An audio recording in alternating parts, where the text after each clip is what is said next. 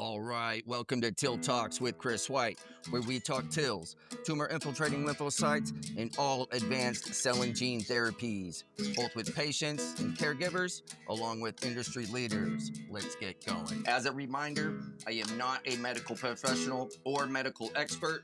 I am only a professional and expert on my story and my experience. If you are needing or seeking medical advice or assistance, please reach out to your care team.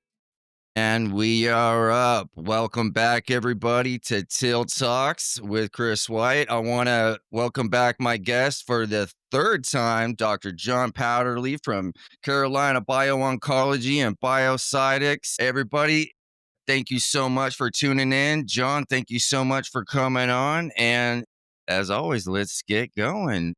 So, what's up, John? How's everything been going, man? Tell me about things, Good. dude. Yeah. Thank you. It's good to be on your program again, and thank you. So, yeah, I think we're very busy here with patient volumes and immunotherapy studies. So, we've opened now about a new study about every 3 to 4 weeks. We're opening up new immunotherapy studies. So, the Cool. field is hot. The field is growing with lots of new promising immunotherapy research trials, and so that's good news for your audience. Yeah, and the last few talks we've had have been a lot around immunotherapy, from side effects to good side effects to other toxicities that we got to be aware of, and also about that really the patients are empowered. So we want patients to know where to look for trials, how they can get involved, so they can think just beyond their local immediate, primary oncologist to look out and see where are the institutions around their region to get access to good immunotherapy trials. Percent. It's all about one knowing just to even ask the questions because for whether it's a rare disease or a rare cancer or anything like that, when you have to go to the doctor and then you hear some news where it's not very positive, it's a shocking thing to a patient, their family, to anybody really to intake it all, and you almost kind of freeze up. And so just a little bit of knowledge or just something that rings that bell that goes, oh, wait a minute, like I remember hearing something about that from this social media clip or this podcast or na na na na na, sparks that reminder to just ask the questions of, hey, like what kind of clinical trials do you got going on or what cell therapies you're working on? If you Yeah, don't have them, who does? yeah, And that is so important. And as the field is advancing and changing so rapidly, it's hard to keep up with, whether you're on the industry side, the research and development, the medical, the clinical, but just as a patient in general, like you only know what until you need to know it. And so that is another reason why I feel that these kind of conversations that we have are just so important. And I want to remind everybody that John and I, we don't plan our conversations out ahead of time. Nothing scripted. It's all ad hoc, off the hook, off the cuff. And there's a lot of things that come up within our conversations that I end up going back and listening to and resonating with and going, oh my God, like that really hit home. And like there was a lot of analytics that came along with that that shows that these points are really getting hit on. And today, as we're recording this, is September 30th and is known as Rare Cancer Day. And as I was saying earlier off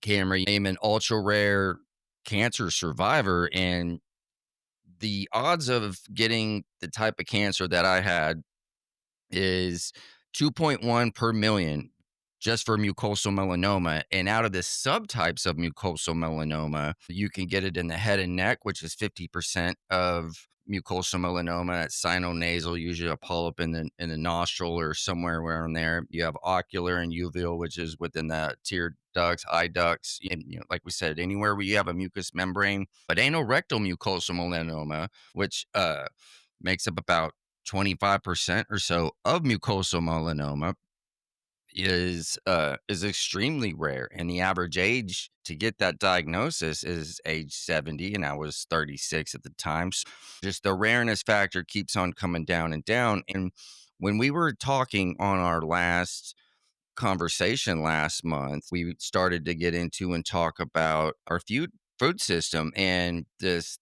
statistics of the average diagnosis of people that are in their 40s and 50s are increasing, and then the younger generations just overall, and also started to talk about our food system. What has changed over the last like 70 years or so, and a lot of it is our food and the ingredients of it. And I remember talking and bringing up microbiome and gut health and that sort of thing. And so for today, we'll let the conversation flow, but I really like to get into some of the things that help relate to one's health when it comes to these unknown causes for any cancer, especially like rare cancers. But when it comes to that, there's only so many approved treatments, and so that's why clinical trials, especially phase 1, I've had a lot of people that I've connected with, especially, like, on this program where a phase 1 clinical trial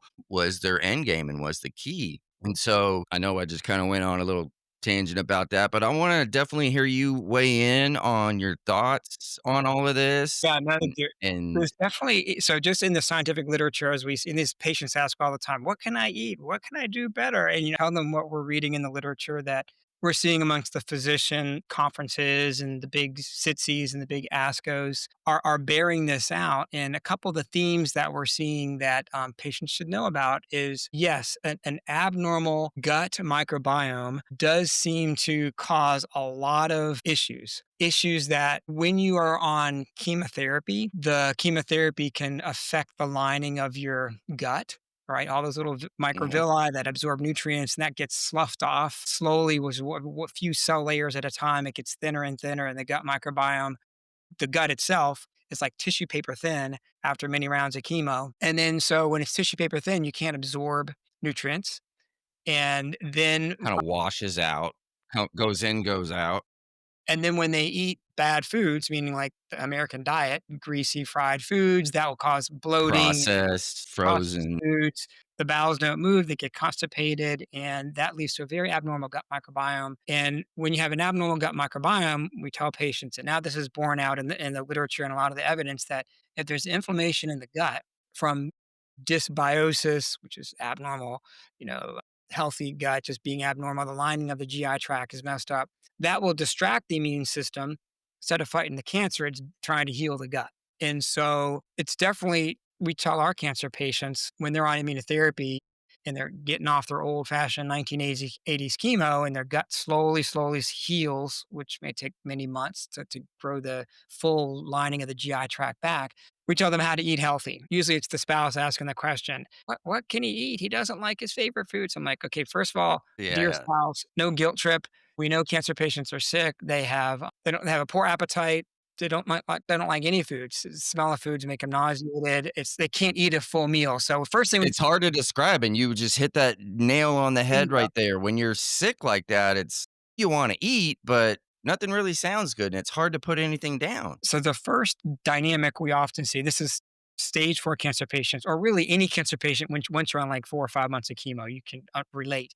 The spouse is very upset because she'll cook the favorite meal of this, the husband, and she'll be upset. He doesn't want to eat it. And doctor, what can you do? I mean, it's a lot of the cancer patient feels like he becomes a burden because he can't eat as much. The wife feels like she can't provide to make him happy because he doesn't want to eat and he's losing weight, and because the lining of the GI tract's getting thinner and thinner. So really what I first try to do is break that dynamic and say, dear caregiver, dear spouse, I understand, and I want you to understand there's no way with all his chemo or his stage 4 cancer that's heavily burdened, he's not going to have an appetite.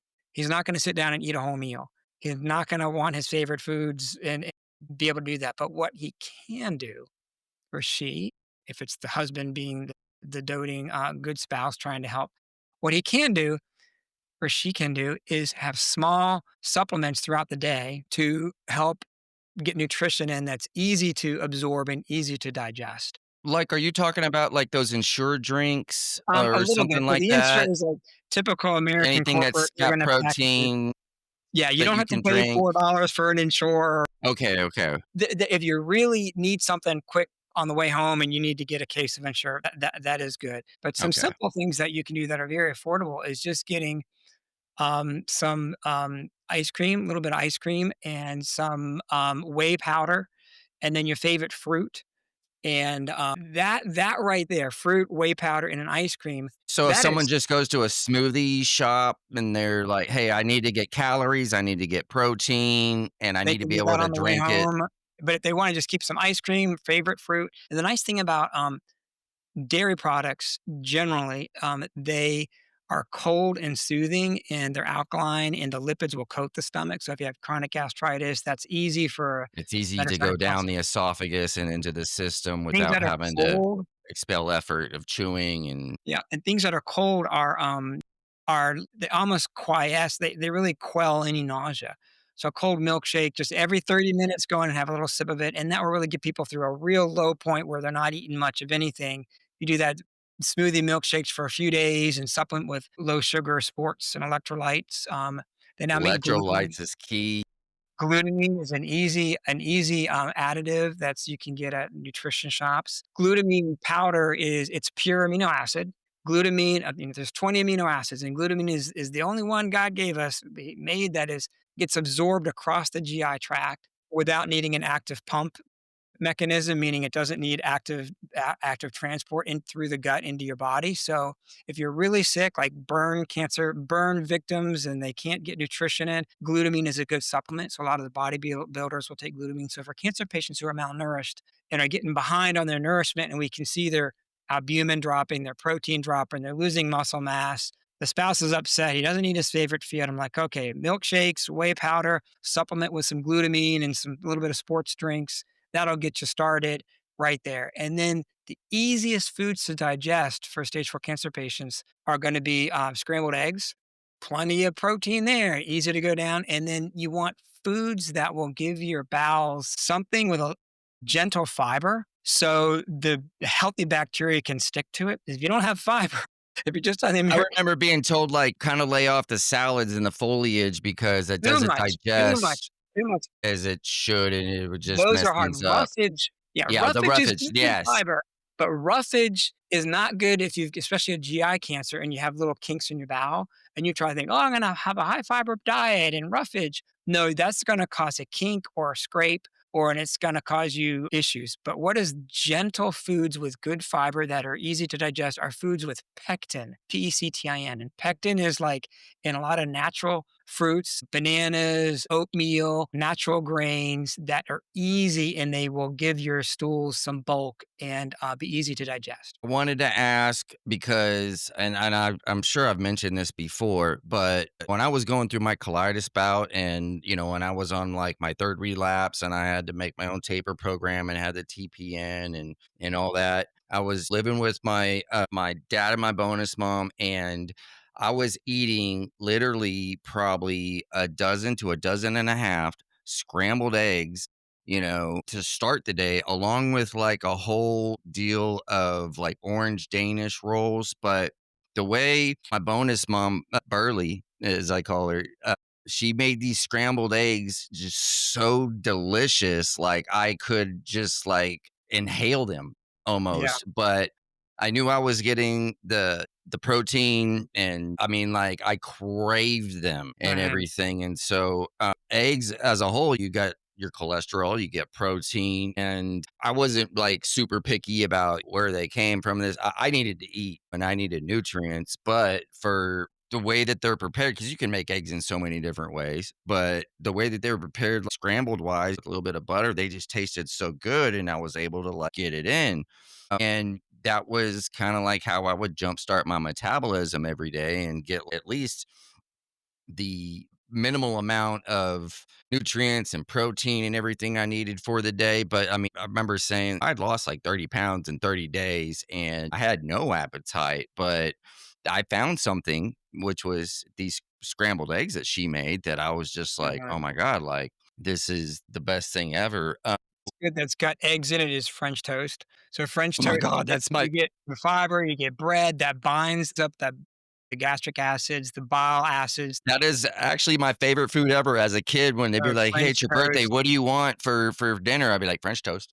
When you have stage 4 cancer and you have a hard time eating and the smell and the it just but French toast is it's good, it's gentle, it's soft, it's easy to digest, small amounts.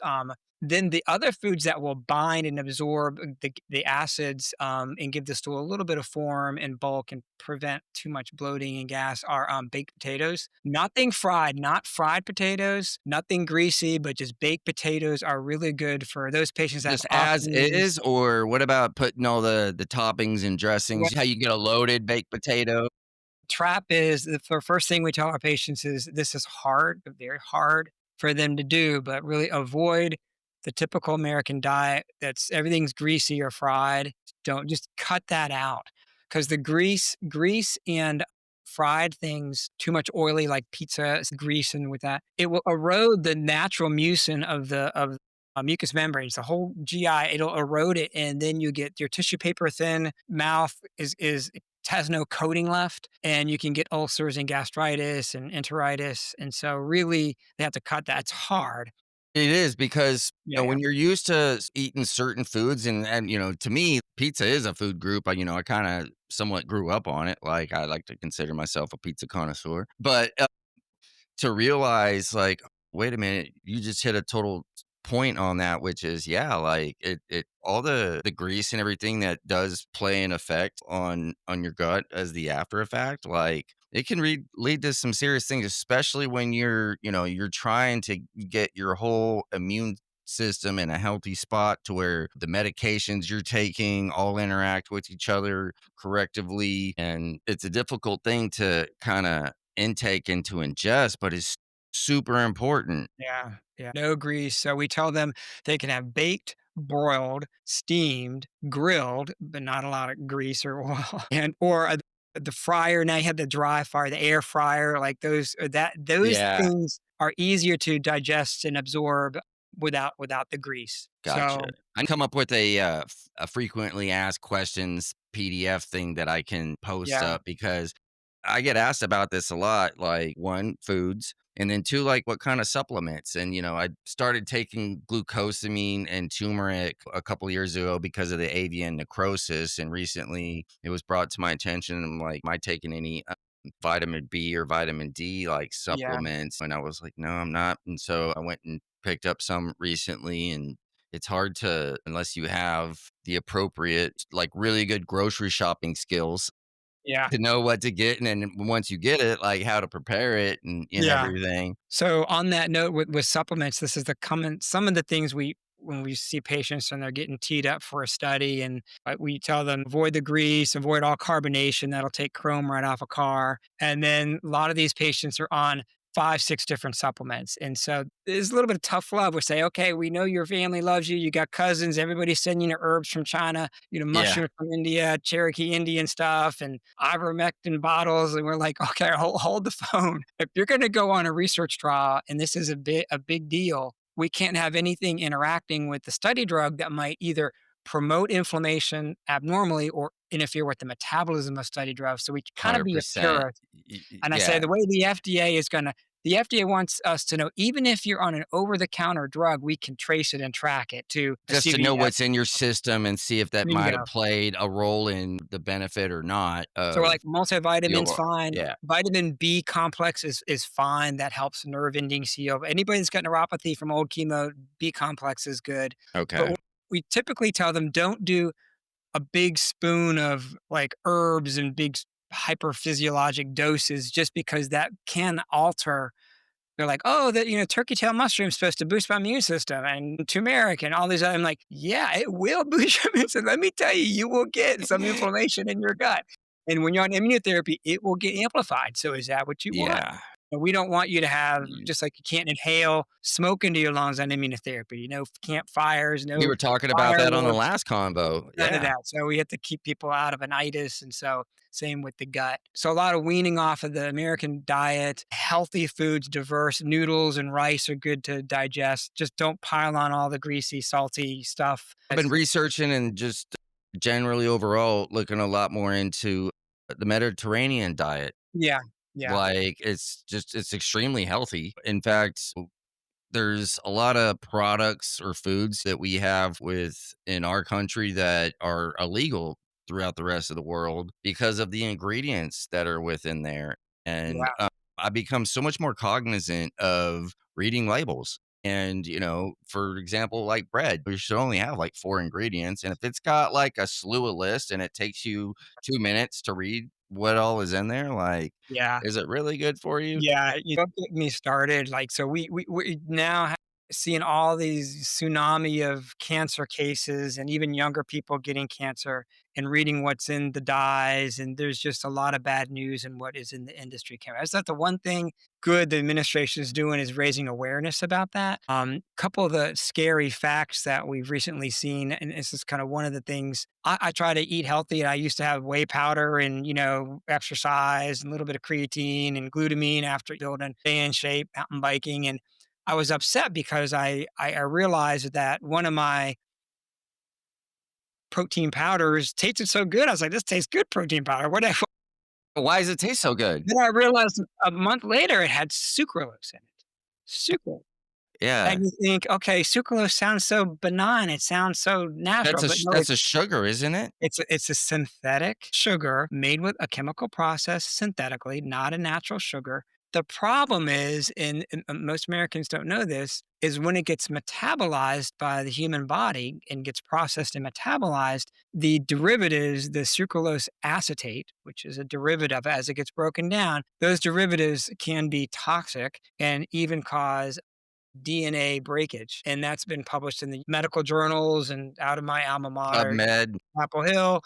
They've got some good data on that. So I now tell patients I'm really nervous about dyes, sugars that are like synthetic sugars. Like, because your body takes sugars and it makes building blocks out of sugars. Because you And if can you, get I mean, sugars synthetic from sugars, natural fruits, yeah, natural fruits are fine. but when you get, like when store-bought processed sugars, like, there's Yeah, added chemicals that yeah. make it so, and those aren't always.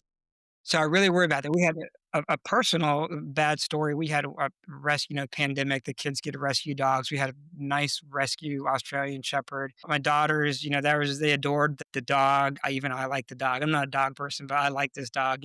And my daughter had a bottle of bubble gum and it tipped over, and the dog just ate like 20 or 30 pieces of bubble gum. It doesn't digest well And in a sh dog's, yeah, she came digestive into my system. room at midnight and it was like, "Oh, a dog just ate this bottle. It has xylitol in it." I'm like, "Xylitol?" And I'm half asleep. I don't think that doesn't that's a I don't know that as a toxin in humans. But she had done some vet tech, veterinary, assistant, dental tech or something, and she had known that because she said, "Oh, I need to call the vet." And I'm like, "Okay, wake up your mom." I didn't know it was that bad, but she went to the vet clinic. Dog ate, 20 pieces of xylitol, and he ended up getting the dog had liver failure. And I was underplaying. I mean, I didn't realize that could happen. And I'm educated, and I hate Yeah. synthetic sugars. I hate that stuff.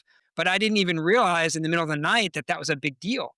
But in the veterinary world, that's a big deal. So that's just an example of synthetic or sugars that humans shouldn't have, even though it's in our gum, it's in our food system. But for other animals with imagine if you have a little bit of a sick liver and then you take xylitol, maybe that causes problems. I took a deep dive in xylitol and unfortunately, the dog ended up dying from liver failure. So we learned our lessons. But guess what? Xylitol, there's data in the scientific literature. Xylitol causes dysbiosis, causes abnormal gut microbiome. I'm like, all these things can lead to bad outcomes with those on chemotherapy or those getting immunotherapy. So I'm on this like tirade now about these chemicals from xylitol to sucralose and its derivatives and its downstream metabolites. Just not good.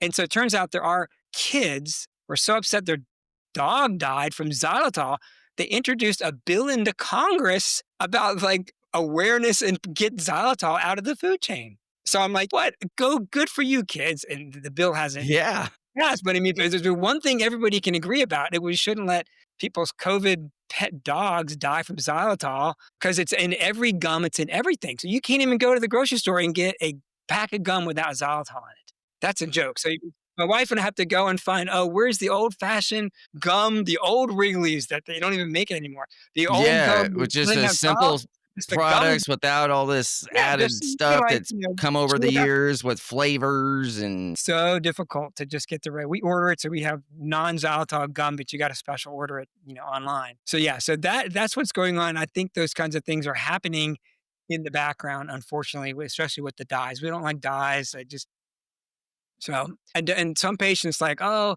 they ask me, oh, should I avoid sugars? I was like, no, healthy sugars. But anytime you have a high sugar processed food, insulin spikes. That's what insulin technically stimulates insulin growth factor. Insulin growth factor is on a lot of cancer cells. And we know that in the petri dish.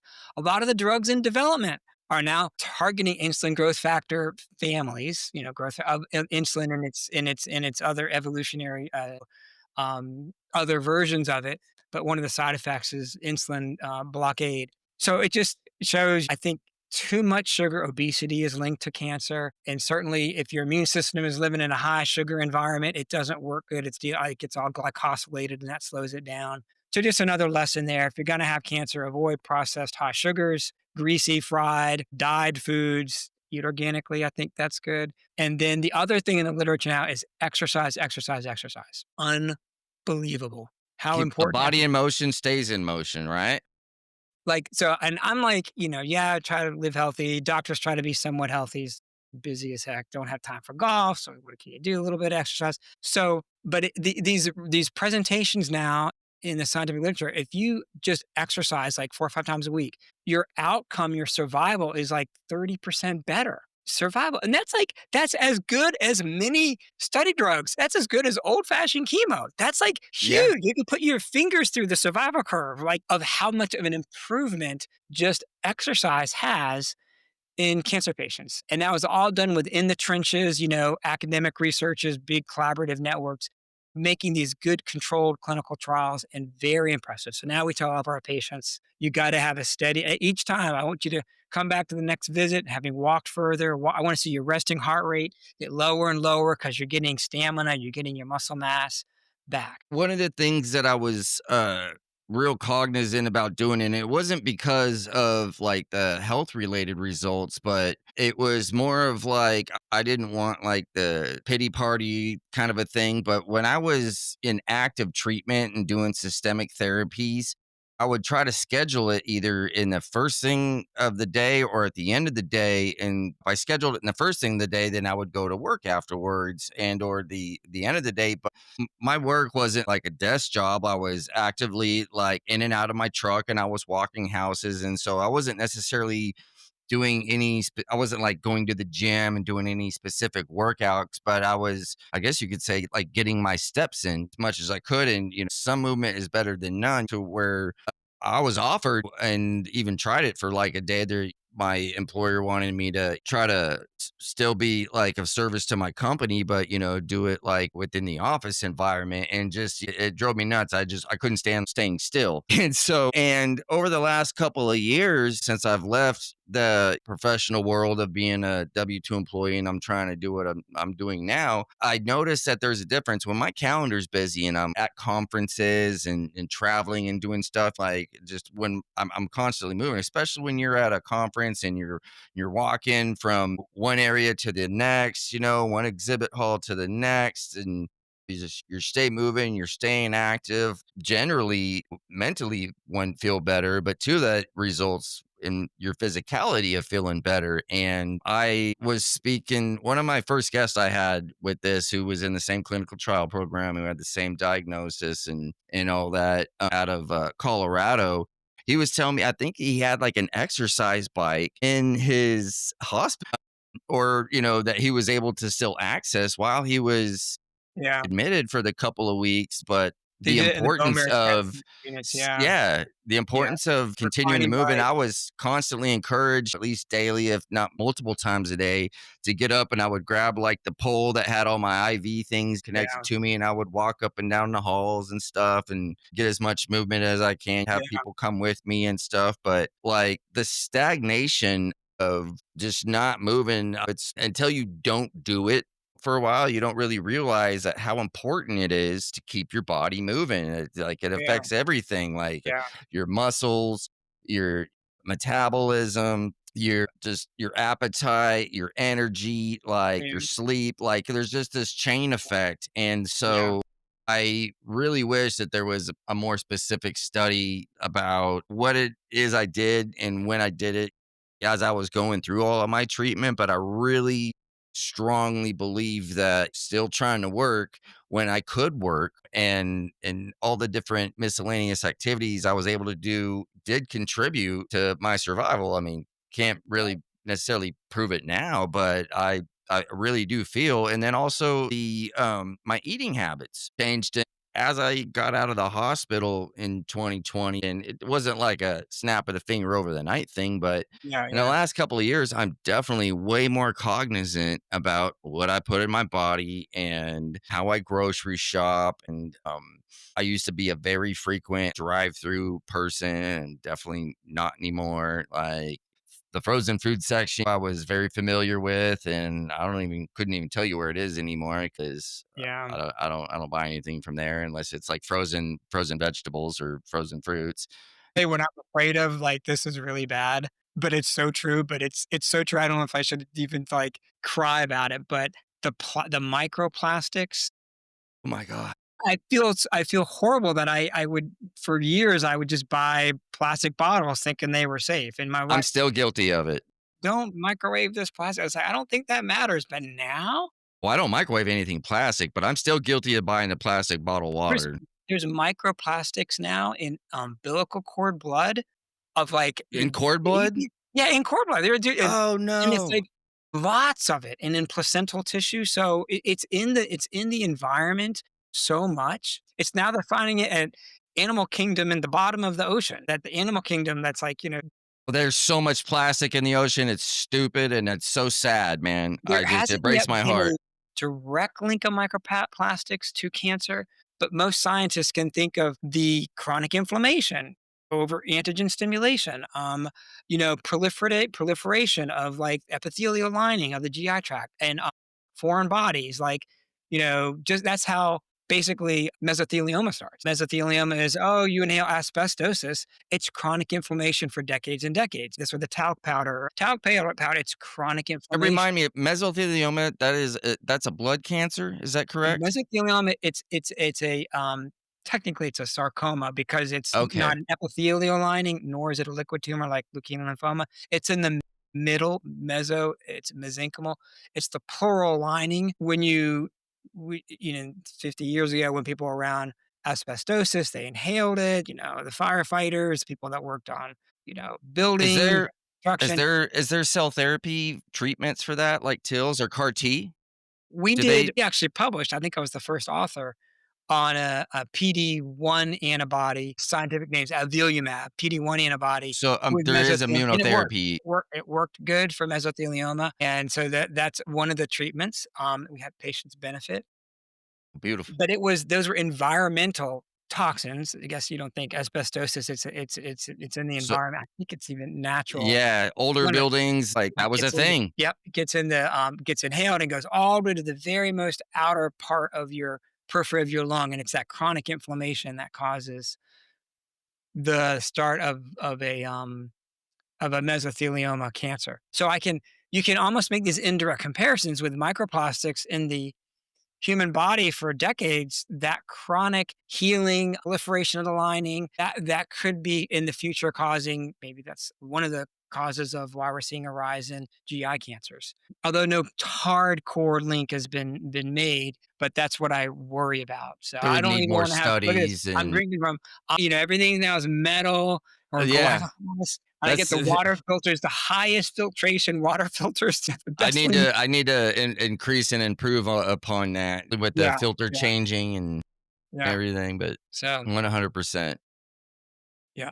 So I think that hopefully that America and like other are becoming more aware of these environmental toxins and what they can do. They do have control of their life. You have destiny of what you choose to put in your body. You can find the foods and the containers that don't have plastic in them, and you can hopefully design your household to have the best filters and then exercise to help if you have cancer do those things, and if you have a family history of cancer do those things so you can avoid help the risk. prevent. And Yeah. so, like, for example, like, water is totally my main source of what I drink, and I definitely try to make sure I get in my allotted amount, if not more. And basically, like, if you go to the grocery store, to any grocery store, they sell water by the cases, they sell by the gallon, but it's always cased within, a plastic container of sorts. And you got to imagine, once it gets bottled into that, and then it gets shipped, and it's sitting on a truck, and it's in the heat, and it's in the, and it goes through all these temperature changes, and then over time. So by the time like a person actually gets to it and then goes to consume it, like, you can't see it with the naked eye,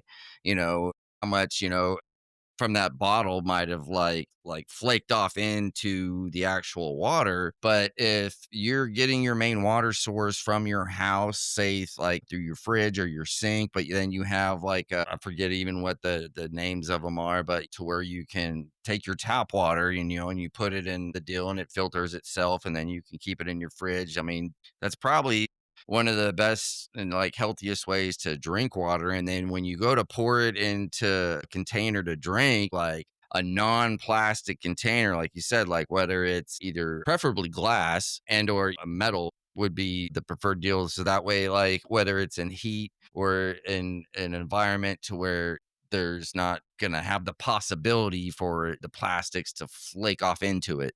Is there, I'm not even sure, and I'm sure there is, but is there like a test where you could go get tested to find out if you have microplastics in There your yeah, system? not like a commonly available commercial, You'd have to like, specifically it's go not something you ask check a at a box, but if you do enough, and maybe that'll be our next video, I can do some homework on that. One of our PhDs, Brenton Dixon, he's our chief technology officer. He did mass spec for his PhD, mass spec as a way to look at any chemical in anything that you can run it through an analyzer, and that's the only way you really can detect plastics is you've got to look at every different the molecules of the plastic in water. It might be very small parts per million, but they're there. So you have to do it by mass spectroscopy or mass spec. And they can tell you not only that, they can tell you what are the other heavy metals, what are the other, they can tell you what are the drugs. They can tell you if somebody had cocaine in their body, I mean, weeks ago, it can get that specific. We now have detection. This is the true story. They can literally in the water systems now of the big sewage treatment plants. They can look at, as you probably have heard, they can look at yeah, DNA strands to say who has COVID or who doesn't, who has these because other diseases. people will go dump their, old prescriptions or their drugs into They their can, toilet, and with then that mass gets spec, back mixed within the DNA, what. the DNA, RNA, they can actually look to see what are the infectious diseases, and the mass spec will look at, oh, who dumped their digoxin down. Thought I heard, I mean, I don't have any streaming How much channels, but wheat I thought yellow there was got a into the sewage? documentary recently about, like, it was like cocaine alligators or something Yeah, like that, to where the animals that are out like in the natural environment that yeah. drink the water that eventually comes up from the They drink from groundwater the that, creeks. Yeah, they drink from the creeks, and yeah, unfortunately, and the water that you flush metals. down your toilet that Yeah, goes through the whole filtration system and even comes through yeah, our own tap water, goes through the animal system as yeah. well, and they can find traces of that. Two thoughts come to mind. One is there was in the past year or two, in the popular news press, in the news feed, it did say that, yeah, when you get just a plastic bottle and drink from it compared to tap water, regular tap water in a In a city, glass, yeah, yeah, water in a glass. there are more toxins, knowing the microplastic toxins in that in that plastic container water, the high dollar water you pay for it. That is supposedly, like, from a natural spring. Yeah, yeah. So it's just so now when guests come to our clinic, I don't want to give them the plastic bottles anymore. We now just give them a cup or a glass with the tap Well, I've water. noticed that out of, the last handful of conferences, including the Deloitte Next Gen one where I met Yeah, you at, and then, I was in New York a few weeks after that, yeah, with the ACGT, and the bottle of water was out of a glass bottle that you would pour into your glass cup on the tables. And then a lot of the other events, like, there's no more like plastic pitchers or like, yeah, oh, here's the bottle of water cooler that's out Yeah. of plastic bottles, like a lot more cognizant flexion around that. And especially when you're within the field of what you're doing and what I'm trying to advocate Yeah. for is healthy habits and Yeah, me uh, even this sounds kind of funny, but it's on the same train of thought here, is when I go to the dentist, I love my dentist, but they always are like, they're always, "Oh, you need an annual X-ray." I was like, "I don't think I do."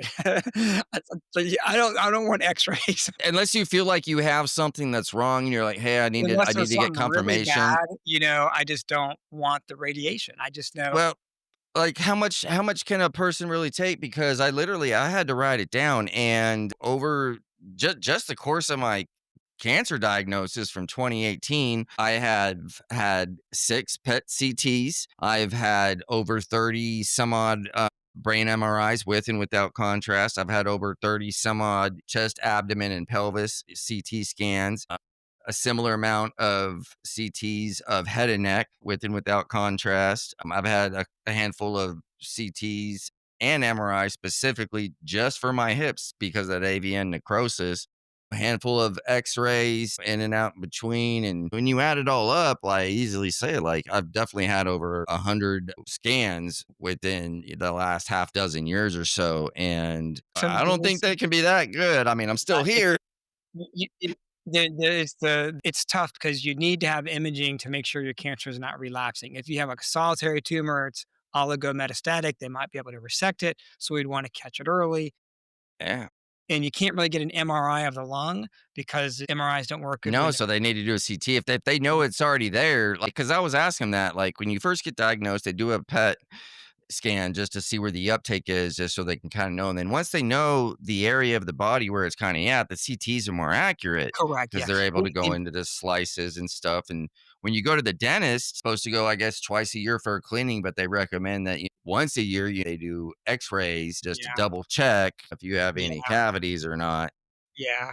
I think they can visually inspect just about everything. So I don't for me, I don't buy that about needing that much X-rays to your gums or your teeth or the PET scan. I think in the American healthcare industrial complex, PET scans are probably overutilized when they're being done sequentially, in my opinion. And PET scans, I can't make this up. This is totally legit. If you get a PET scan and you go to the airport the next day, 'Cause you got radiation that they look, yeah. all TSA all going to come. You're going to be glowing. And I Well, have they it. come in there with that metal vial that's looks like it came out of like and it has the hazardous, like, material Yeah, sign on it and everything. for grins, for grins, I bought like a $40 Geiger counter detector for when our patients, just for a teaching point, mainly to just play with it and say, "Oh, who had a PET scan yesterday?" and "Who had a PET scan 3 weeks ago?" and then, "Are they still ticking with radioisotopes ticking?" Yes. So they are still radioactive. And those who get, there are no, what we call it, radioactive radio conjugates or radioisotope conjugates, which are very promising drugs and are used for prostate cancer. I'm not taking it away that the drugs are very promising. They really work. But the radiation scatter from those antibody radioisotope drugs, patients are still emitting hundreds, hundreds and thousands of Geiger counter ticks from down the hallway. I mean, For so just is, and I don't know what we don't know yet. What is that really doing? The patients are told, oh, when you go home, collect your soiled clothings. Don't let the grandkids sit in your lap. yeah, try It to, can't be spilled. isolate yourself essentially for, like, a day or 2 and, drink lots But of so those drugs are powerful, but at the same time, there's a little bit of some awareness and responsibility we have to be as those ultimately get urinated out and they get in the system. Actually had one of my neighbors is a nuclear medicine, or no, it works at the nuclear power plant, and they test their waters for radioactivity. And he says that they can tell in the water of the big Lake Norman here if somebody had a thiodine radioactive thiodine treatment weeks ago. Like from in those water testings, because it's still in, they can still detect those.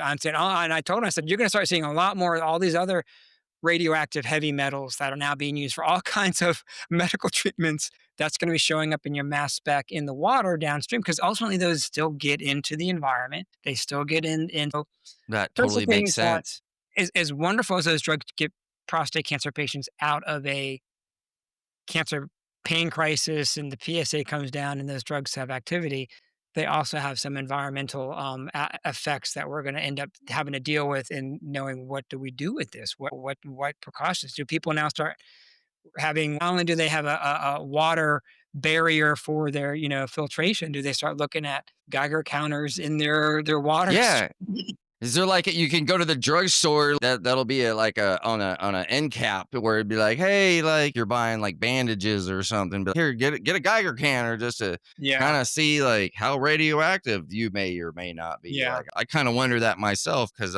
my PET scans were spread out throughout that time, but most of the time they were used like especially to confirm from what the CTs were like when I had my complete metabolic response and it was showing up as calcified and necrotic, what was still left indetectable. That's why I would do a PET CT was to confirm that because if there was uptake, it would glow and highlight on that PET CT. And so it's kind of more of a confirmatory thing yeah, and stuff. And so I'm going to learn about necrosis and, tumors that become calcified and everything. And, I tell people I had so many, especially within my lungs, that they just said yeah, innumerable amounts. And so, yeah, yeah, after I had a CMR, there was just a handful of those necrotic lesions. And that's what they used to kind of monitor, which still continued to shrink as I was going yeah, through my quarterly scans yeah. and stuff. And so, but it was really weird for me and still kind of is to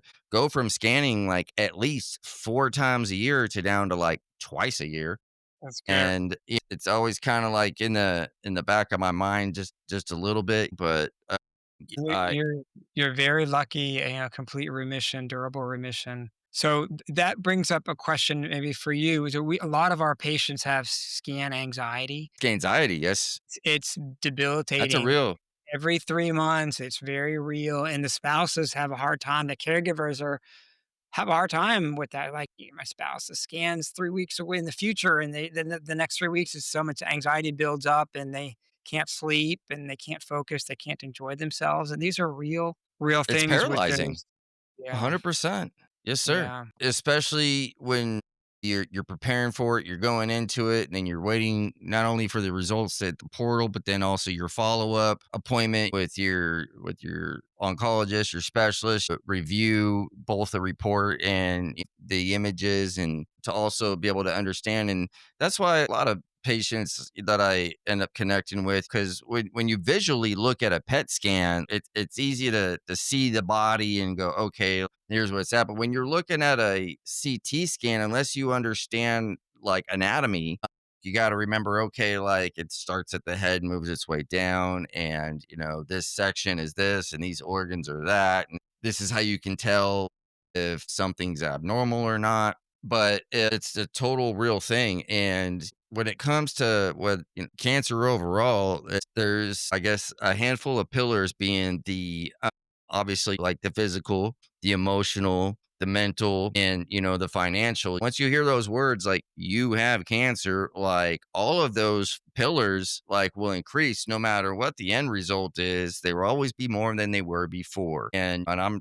not shy to say this at all, but I just recently got some assistance through some family members and they were able to help line me up with a new psychotherapist. I just had my first appointment with her, start seeing her, but all the things that you need to exist, like, don't go away once you're done doing treatments or you get your scans that say that, hey, you're clean and clear. You know what I mean? Like, life's got to continue on. And there's so many factors that come into play. And what I have been increasing on highlighting is the human aspect, both mentally and emotionally, not only from the patient, but from people on the other side, like yourself, that are the physicians, the clinicians, the researchers, and those that are behind the scenes that are doing it because just like a family member to a patient, like not everybody makes it. They have as a patient that has anxiety, a family member has that same kind of anxiety of like, how do I help and how do I contribute and doing the same thing. They're trying to predict the future. And then on the physician or clinician, the medical community side, like, y'all are there to help. But at the same time, like, I know it's got to take a toll. And I hope that there's resources available to y'all's community to help you the same that there is for us. And if not, should Yeah. be. But as they're planning clinical trials and treatments and everything, like, it's not just the during the care, but the aftercare and the focus on the survivorship, both for the patient, their families, and for the team that helped them get there. You know what I mean? Because they're just as important and play just an integral part of all that. And so I want to make sure that that's always recognized and Hmm. appreciated, Yeah. because without it, like, none of us would be here. You know Yeah. what I mean? Good So point. No, I mean, you're a cancer survivor. I like the word survivorship, survivors. Most survivors, they're fighters. They find the energy, somehow they find the strength within them. And it's honorable to work with cancer patients. And we see the best and worst of families. I mean, it's the other reality check here is sometimes some families can't cope. it's And hard. they need more help than the cancer patient because the worst comes out, the best comes out, and families fall apart, and or families strengthen and get together, and sometimes they just struggle. And so there are good services in most medium-sized cities. The local hospice, local advocacy groups, the local hospital systems have psychotherapists. Like both hospitals in town here have psychiatrists just on their oncology. They're oncology oriented, which is great. They know what meds cancer patients tend to do better with: appetite, sleep, mood that distract pain, and how to balance that as opposed to some other non-cancer patient who might be on a different set of meds. So yeah, and cancer pain can make people depressed. Yeah. And cancer patients themselves sometimes just forget the will to live just because they're fighting cancer so much. They're fighters and it's honorable. And boy, they fight like hell for a year, but then in their own mind, it's like running a marathon. That second and third year is impossible for them because the life starts to just fall apart. And we do see that, and that's real. Regarding the healthcare providers, most nurses and doctors and people that go into medicine, there's definitely a different type that go into oncology, because they know what they're getting. Yeah, like the angels, the nurses are angels. They love being around these types of environment where there is an extra level of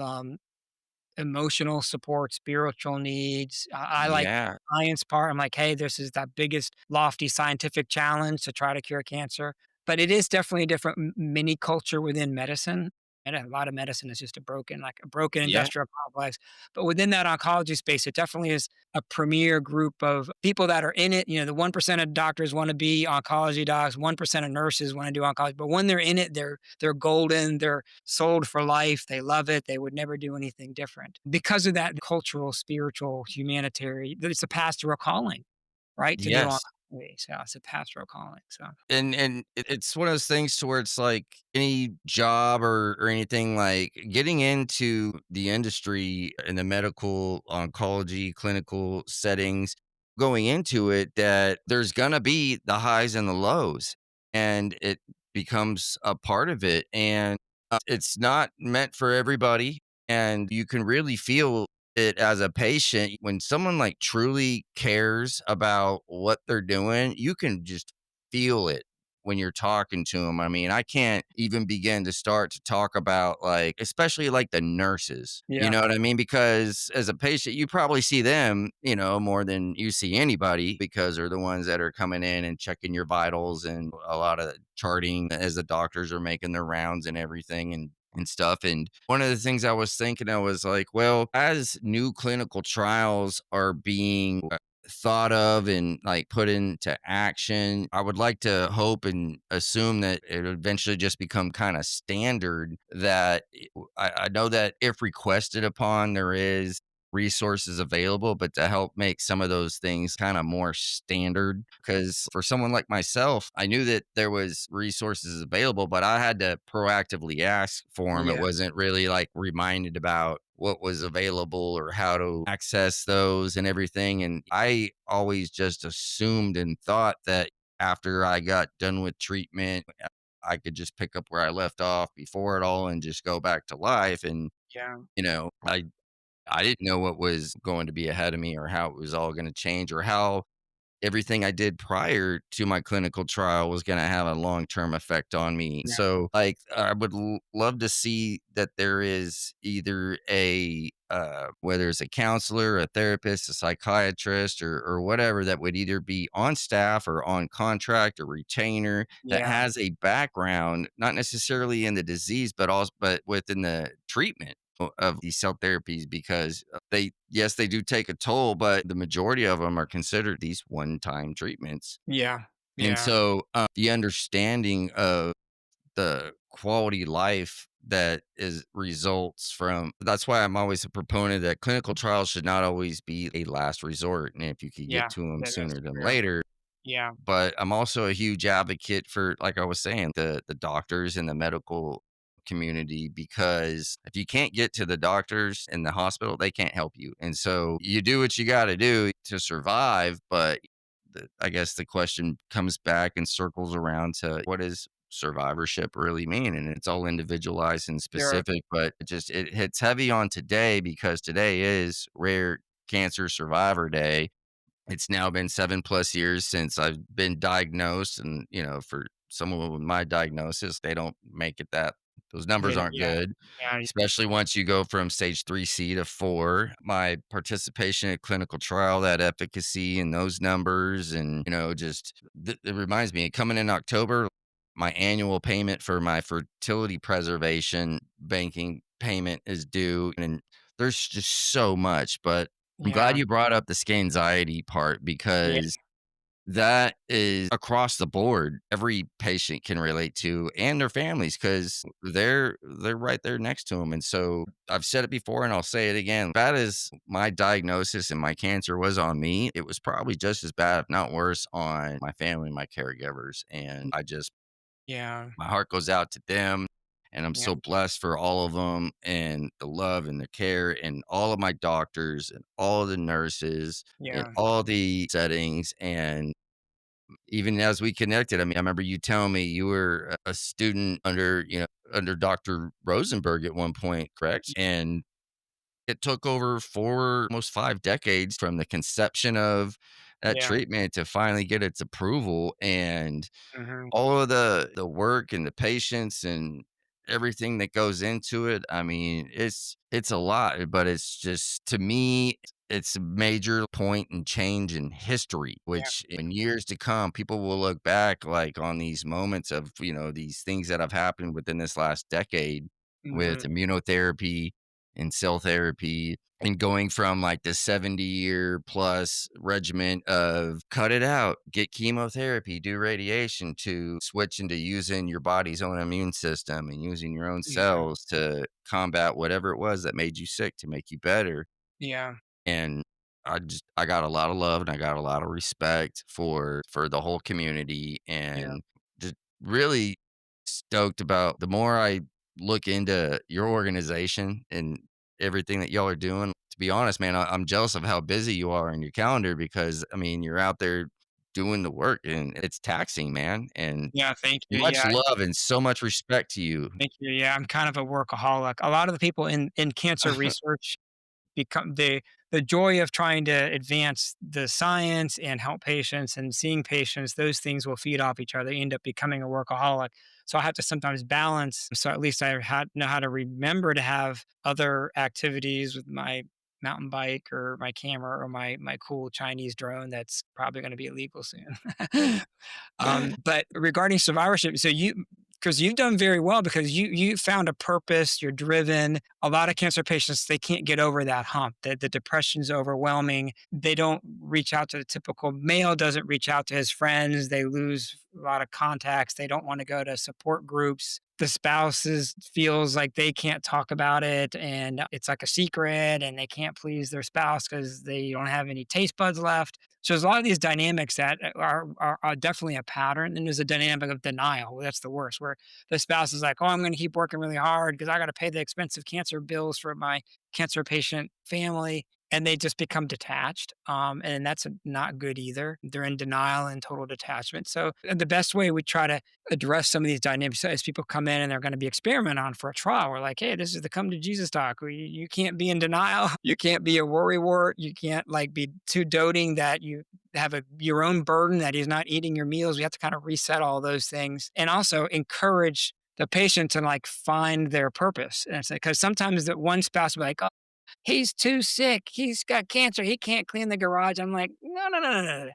He can clean a garage. You gotta let him go clean the garage. That's his job. I'm telling you to get He's you gotta gotta learn how work. to do it at his own Yeah, pace. like, Don't encourage him strip him of because all his freedoms, the or other extreme is abilities. that's where somebody like, "Oh, he can't do anything." Like, no, no, no, no. We need him to walk further every week. He needs to climb more stairs. He needs to do these things, A, because that's his mental health and ethos. He's gotta have a purpose. And then for women also, they find a purpose. Might be their angle that they wanna do with their friends, support groups or getting engaged or starting foundations is a common example, or how they rally to do, things. We have good programs here where patients will paint and draw and Christmas trees and hang these things up. We have this thing going at our clinic right now. Remember that thing was like a flat something, like a flat Elmo or a flat where he would travel around to different cities and people would write in a scrapbook and it was had to do with something named flat. Anyways, they're doing this now at our clinic where they have these different ducks and the ducks go home with patients and people write in a scrapbook how the patients are feeling, like the patients, how their families doing. It's kind of this thing passing around and it's making the staff all happy and the other patients are getting to know each other because they're all sharing in this scrapbook that they're writing in. It's very interesting. So these little things are helping lift spirits and giving them a small purpose in life to hopefully step back out and find some other purpose, even with their stage 4 cancer, to still find some purpose. I mean, I tell patients, hey, even if their cancer is getting worse and things don't look good, and like, listen, you got a big job to do. You got time left. You got to inspire people. You got to tell your story. Yeah, and the thing is, it's when it's actually going down, I openly admit, like, I wasn't real talkative about what was happening to me as it was happening to me. It wasn't until years later, it was probably around 2022-ish or so, that then I started joining or rejoining support groups and then being more active and talking about everything because as it was going down, I remember thinking like if I'm telling people like what the actual diagnosis is and what the prognosis is, they're just gonna be treating me like I'm on my deathbed and I didn't want the pity party and I wanted them to I wanted to set the tone that it wasn't a matter of if but when I was gonna make it, and I needed them and everybody around me to believe that I was gonna make it, and like if I set the tone that they would follow behind, and because if you just go off of the statistics, like I didn't want just people just showing up like they were just trying to say their goodbyes to me. And it was tough, and I saw a post today, which I gotta give a lot of props to, and it's from the Emily Whitehead Foundation, and today they announced that they had advanced their mission statement from what has traditionally they have always been, to just pediatric and just CAR T to patients of all ages and to all advanced cell and gene That's good. therapies, and That's really good. so Good for them. Yeah. when they're doing their believe bundles and stuff. And so that's essentially kind of something that I've been exploring because a couple of years ago, I started this Facebook group and I just called it TILS because there was all these disease specific support groups and stuff. And no matter how many patients were in there, like collectively, there might only be so many active people, but I decided I was going to start a group that was specific for Tills because there wasn't one, and I was getting a lot of questions and DMs about it, and then so Yeah. I called it that, and then I eventually, like, amended the name to Tills, tumor infiltrating lymphocytes, and all advanced CGTs, so Yeah. whether you're a CAR T patient or doing CRISPR or another some sort of cell therapy, you could join, and for the first year, it only had maybe, like, not even a dozen people or so. And then somebody from one of the other groups had asked a question and then brought up, well, Chris White created this group and now it's getting close to like almost like 300 like people and growing, but there was a need for it. So I feel very purposeful in what I'm doing. Like I said, I my entire life up until I got diagnosed with cancer. I just felt like I was this like wandering, floundering soul. What I did for employment was a paycheck. But when you get asked as a like, what do you want to be when you grow up? I wasn't really sure, but essentially, just like a lot of things, you gotta try things to figure out what it is you like and you don't like. And Yeah. that Wayne Gretzky thing, man, you're only gonna miss 100% of the shots you don't take. And it didn't dawn on me until 2 plus years after I finished my very last treatment that I was like, I feel so good. And I get this kind of endorphin adrenaline rush. And I know that the reason why I am still here is to share my story and to help provide hope. And hopefully there'll be enough noise surrounding clinical trials and cell therapies that when anybody gets diagnosed, it'll ring a bell to like ask those questions and seek out those sort of things. And that's kind of thing like there is no education and awareness thing that's line item anywhere or a marketing program for people to know that there's no assemblies being made at elementary schools, middle schools, high schools, colleges, like if these even exist to get into the cell therapy field as a professional, you usually fall into it by default by being Yeah. a biology or a chemistry or an architect or engineer major. And then somehow you get an opportunity comes across or whatnot. But the more that conversations we have and the more we talk about it and the more that comes across and every time that we get together and do there's just something that pops up and then after I'm re-listening to it and going oh man let's Yeah. definitely talk about that on the next one because that that really rang a bell. Well, your story can mobilize interest and inspire patients. A lot of patients feel lonely in that they're not aware. They might just see only their oncologist, and and by hopefully watching shows like this and programming, they're like, hey, there's a community out there. There's people like me. Get involved. There's a lot to be done in cell and gene therapy, just in clinical trials. There's a lot. I mean, we need people that can 100%. donate blood for research. We need people that can learn about outreach, cancer societies, driving people to appointments, getting involved. There's a lot of need for that. That even if it's just a few hours here and there to raise awareness and funds, or groups that want to go on walks or runs, or these 5Ks, those kinds of things really do mobilize the community and do inspire the cancer survivors that attend. Yeah. 100%, man. That's like you One of the things you said about the day you got diagnosed, and that changes everybody's life. Today, whether it's stage 1 cancer or stage 4 cancer, that changes everybody. It life will reminds never be me the same after. yeah, it is like before Brand new existence. like AD, BC, was the day in your life, for the milestone of where your barometer of everything before and after. But there is a good survey that was in the lay press, I don't know, 10, 15 years ago, asking Americans, they must have polled maybe 1,000 or two Americans, what are you most afraid of? Getting robbed, a nuclear war, going bankrupt, tsunami, flood. Buried in there was heart attack, stroke, cancer.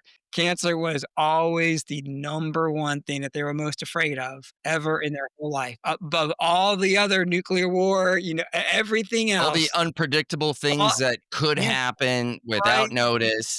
So, if you're not afraid of cancer, maybe you'll kinda change your diet, maybe you exercise, maybe you'll stop smoking, Yeah, or maybe you'll donate blood for research, like, at our clinic, we take blood. yeah. I mean, like, the whole topic of just donating blood, I did a Till Talk yesterday with Adrian Mendoza from BioBridge Global, which is a part of the Blood Centers of America network, and they're based out of San Antonio, and they are just celebrated, like, their 5th anniversary, and one of the things that they do, and they're the first to pioneer this, is they started providing blood on the helicopters for the medevac, so as patients that get in a car accident or a shooting or any kinda trauma situation where they gotta get meta-flighted from the scene of the incident to the hospital, they can receive blood, so by the time they get there, they're stable enough to get the surgery or whatever it is they need and or on the ambulance. And also they just launched the world's first mobile leukapheresis bus where, you can do an apheresis or,